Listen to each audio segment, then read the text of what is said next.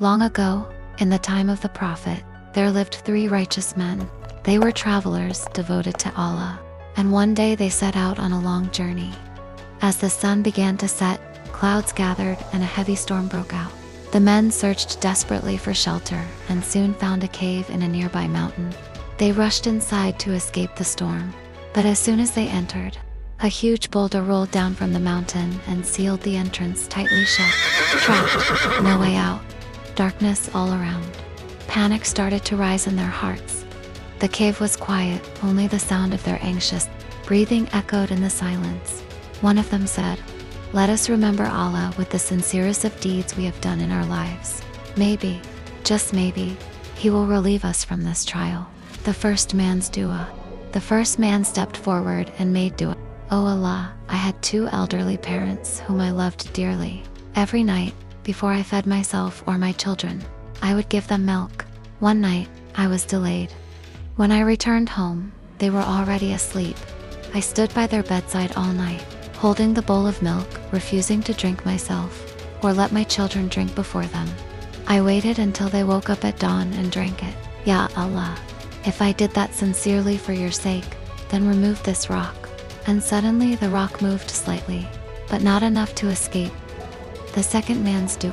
Then the second man stepped forward. "O Allah, I once loved a woman deeply. I desired her, but she always refused. One day, during a famine, she came to me for help. I offered her 120 dinars, but in return, I asked her to let me be with her. Out of desperation, she agreed.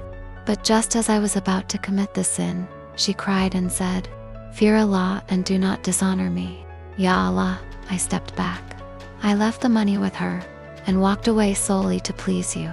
If this deed was sincerely for you, move this rock." And again, the rock shifted further.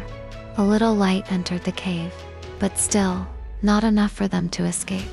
The third man's dua. Now the final man came forward and prayed, "O Allah, I once hired some workers. I paid all of them, except one who left before taking his wages. I invested his wages for him, and over time, it grew into a herd of cattle, sheep, and servants.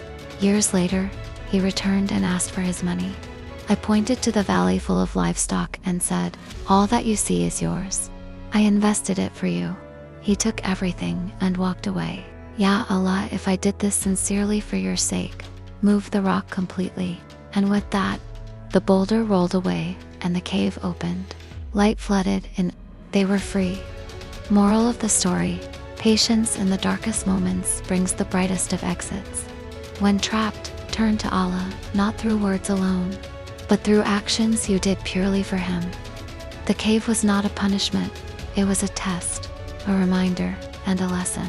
Patient sincerity is equal to divine help.